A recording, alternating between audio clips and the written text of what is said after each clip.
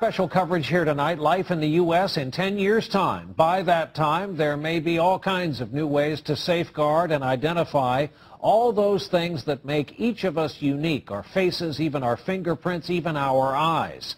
Here now with more on the future of technology, NBC's Tom Costello. The year is 2017. You're rushed to a hospital unconscious with no ID or medical history, but thanks to a microchip under your skin, it's all there. Science fiction 20 years ago, but a biometric reality today. The technology is based on answering one simple question. Am I who I say I am? Already, fingerprints and iris scans verify passenger identities at airports. Within 10 years, that technology may be even more widespread. And look for more complex facial recognition programs that scan a crowd of thousands looking for a single terrorist. Today's facial recognition software starts with the eyes. Then it maps out the contours of the face and compares that against a database of millions, a database that's growing by the day. What's next? At the University of Bath in England, researchers predict big changes for consumers. I think it is possible to free us completely of our wallets and keys using biometric technology, if that's what people want in 10 years' time. In fact, it's already here. The latest home security locks use fingerprints to control deadbolts. And at the Jewel Osco grocery store in Chicago, some customers pay using their fingerprints. No paper or plastic. You don't really need anything other than your hand, and you already got that with you. So will future department stores scan our irises, like in the movie Minority Report, then offer products catered to who we are? Hello, Mr. Yakamoto. Welcome back to the Gap. Experts say that technology is here now. The challenge is to safeguard our privacy in a brave new world. Tom Costello, NBC News, Alexandria, Virginia. Voilà, bienvenue à tous et à toutes donc pour ce petit partage que nous allons faire ensemble.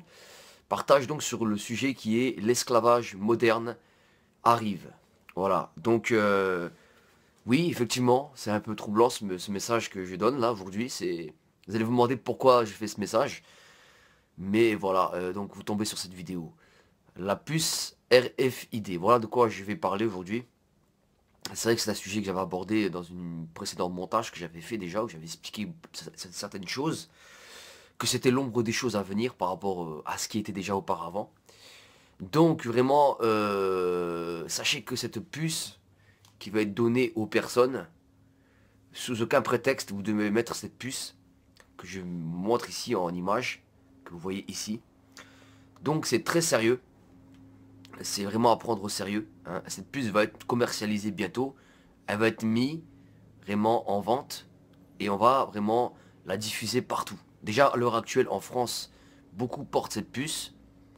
Voilà. Et vous voyez encore réellement l'implication qu'il y a derrière. Si vous vous renseignez, si vous regardez réellement, l'État veut pleinement collaborer au niveau de cette puce dite RFID. C'est un implant qui va vous permettre, donc, vous, en tant que citoyen, si vous travaillez ou autre, vous allez donc avoir la facilité de paiement. Parce que leur objectif, c'est de supprimer les cartes bancaires.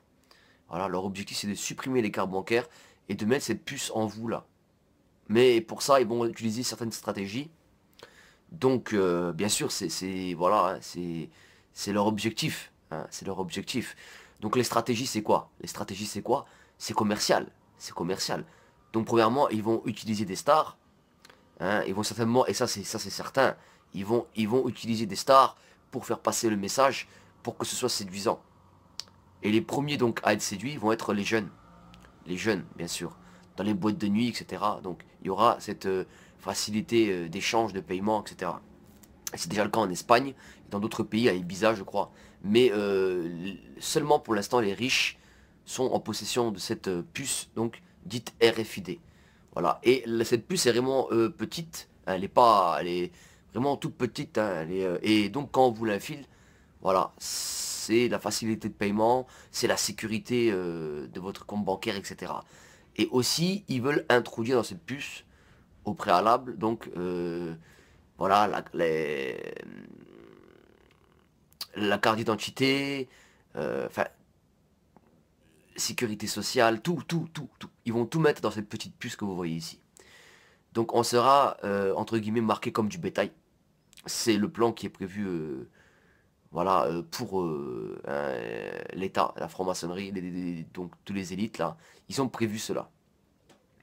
Moi je viens vous avertir seulement parce que ça va arriver, je ne sais pas quand, ça va arriver. Et vraiment c'est très sérieux, c'est vraiment très sérieux. Et il y a déjà des implants qui ont été faits, ils ont appelé ça implant party à Paris. Ils ont déjà implanté donc des puces et fait des tests, tout ça. Donc beaucoup ont eu ce privilège donc. Enfin, c'est même pas un privilège, hein, mais bon, eux ils appellent ça un privilège. En tout cas, vraiment, moi j'appelle pas ça un privilège, j'appelle ça être esclave, être un mouton. Excusez-moi du terme, moi je ne suis pas un animal, je ne veux pas me marquer comme un bétail. Vraiment, il faut protester contre ça, il faut dire non. Vraiment, et si ce jour arrive, malheureusement, où les masses audiovisuelles commencent à propager, voilà, et à essayer de mettre à la mode ce type d'usage RFID, parce que vous le verrez très prochainement, malheureusement. Hein. Donc vraiment, il faut vraiment qu'on se prépare à vraiment dire non à ce type d'usage. Voilà, donc vraiment, l'avertissement est réel. Vous allez voir des vidéos qui... Alors donc, ici nous voyons sur cette photo le marquage de la puce, donc qui est incisé dans la chair. Donc c'est une marque. Donc il faut bien se le rappeler, c'est une marque. Hein, donc ici, et nous voyons que voilà, cela permet donc l'achat. Je dis bien de divers produits, etc. au travers de la banque qui est reliée directement à cette puce et tout, donc sur tous les aspects, je dirais, sociaux.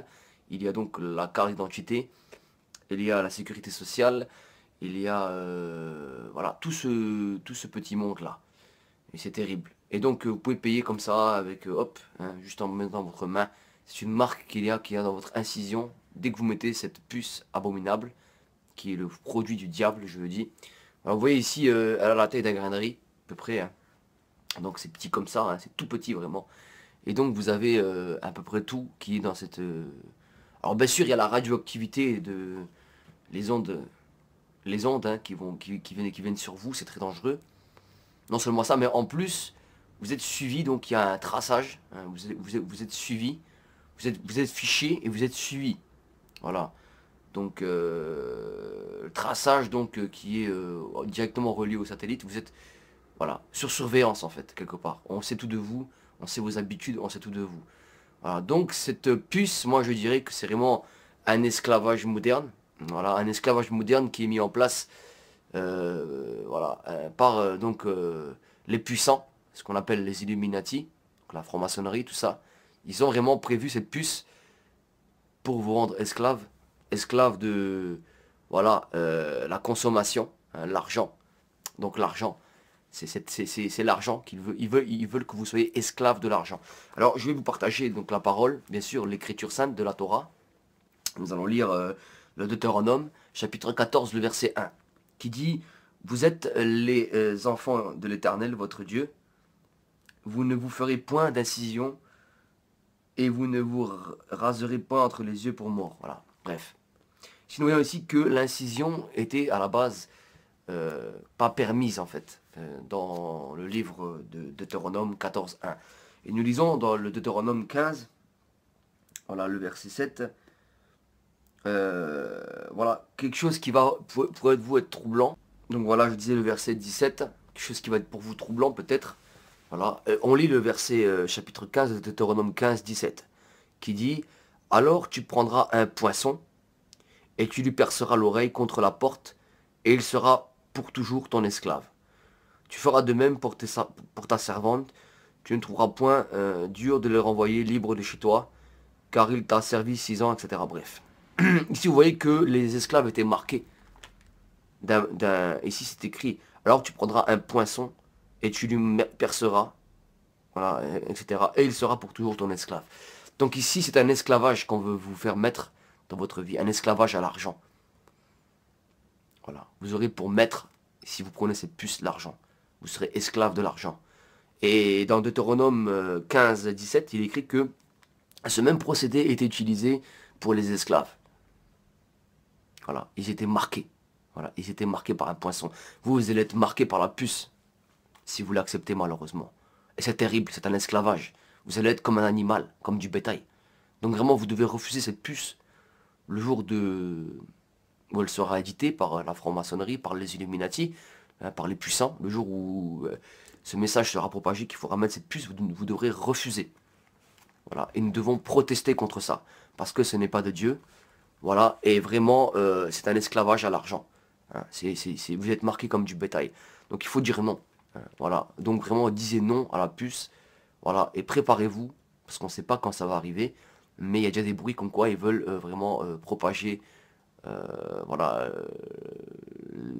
vraiment la puce, quoi. Hein. C'est sérieux, c'est pas une blague. Et je vais vraiment vous montrer les vidéos. Donc l'URP donc qui a fait une vidéo pour avertir les gens aussi, pour leur dire de refuser, de protester contre ça, de dire non à la puce. Voilà. Voilà cette vidéo. Et je vais terminer donc sur ce petit passage de Apocalypse, chapitre 13, verset 16.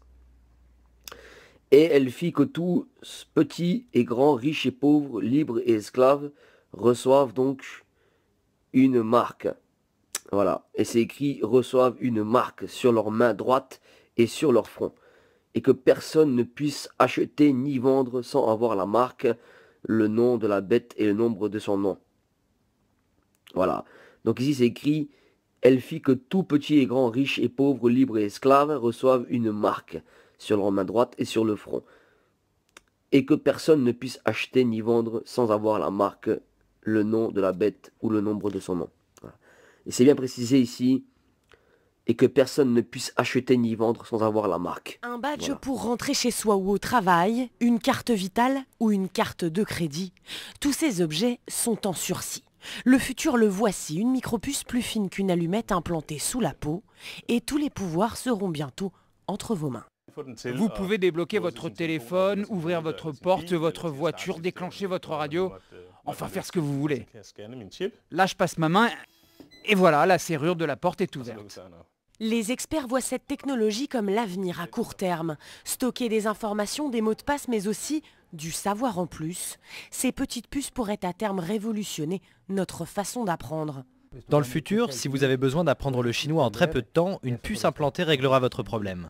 Mais le but premier de ces puces est avant tout économique, inciter les consommateurs à acheter plus facilement. Certaines boîtes de nuit utilisent déjà le dispositif, les clients y payent leur consommation d'un revers de main.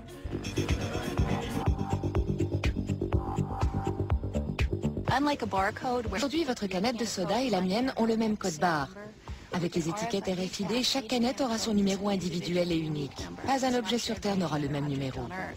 Quand j'achète une paire de chaussures, on peut savoir que l'article 308-247 correspond à la chaussure droite de Catherine Albrecht, car elle l'a payée avec sa carte de crédit à telle date et à tel endroit.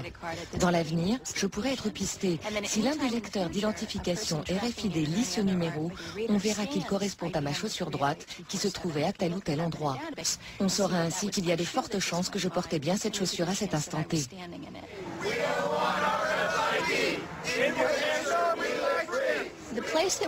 Nous avons limité l'utilisation de la RFID concernant l'étiquetage des marchandises. Nous la refusons.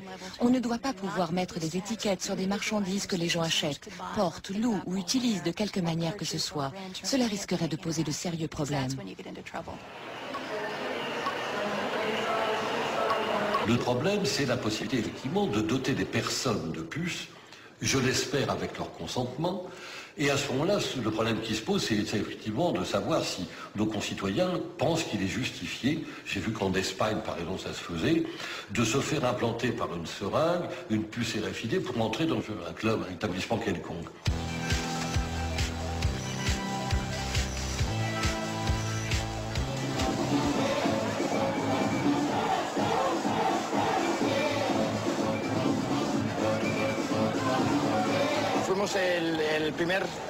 Nous sommes les premiers au monde à avoir utilisé la puce comme moyen d'accès à une zone VIP et comme moyen de paiement aussi.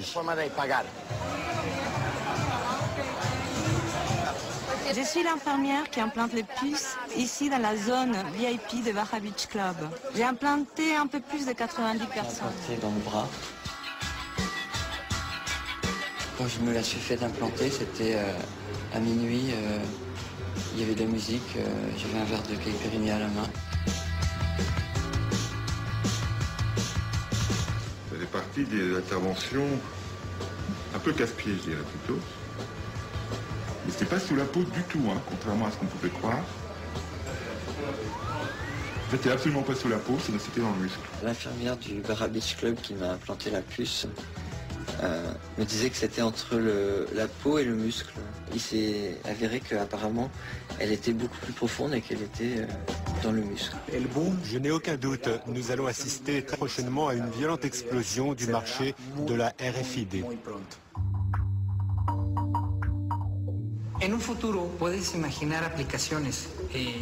Dans le futur, et je parle d'un futur très proche, on peut imaginer des applications avec des puces qui contiendront toutes tes informations personnelles, ton passeport. À Mexico, par exemple, où nous travaillons avec l'Institut fédéral électoral, la puce pourra servir à la fois de carte de lecteur, de carte de crédit.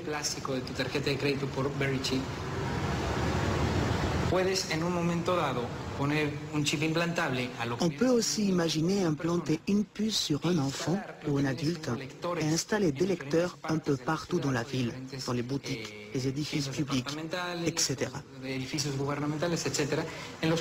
Au moment où la personne implantée passera à proximité d'un de ces lecteurs, le dispositif détectera automatiquement sa présence, puis transmettra l'information à une base de données qui permettra de localiser la personne en temps réel. Et par l'utilisation des puces, par la géolocalisation, on peut tracer des personnes à distance. On sait où elles se trouvent, etc. Pris isolément, chacune de ces technologies est probablement maîtrisable.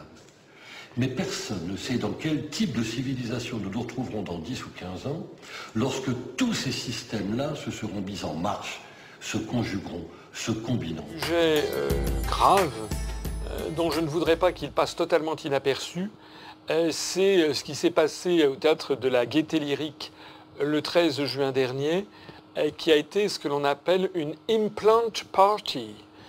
Quel se cache-t-il derrière cette dénomination qui fleure bon les États-Unis d'Amérique? Implant party, mais il s'agit tout simplement d'un truc organisé par des biohackers suédois qui consiste à se faire implanter volontairement dans la main une puce RFID. Paraît-il que c'est formidable, c'est le dernier cri, ça permet ensuite de passer les portiques en payant, en étant débité de son compte, etc.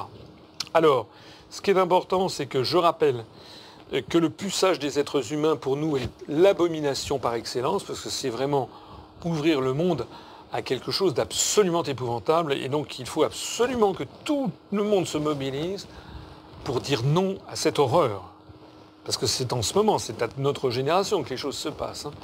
Si nous acceptons collectivement qu'on commence à se livrer au puçage des êtres humains, je dirais l'humanité est cuite. Nous risquons d'entrer dans un enfer à côté duquel 1984 de George Orwell apparaîtra comme une espèce de paradis. Donc il est de la plus grande urgence, et je rappelle que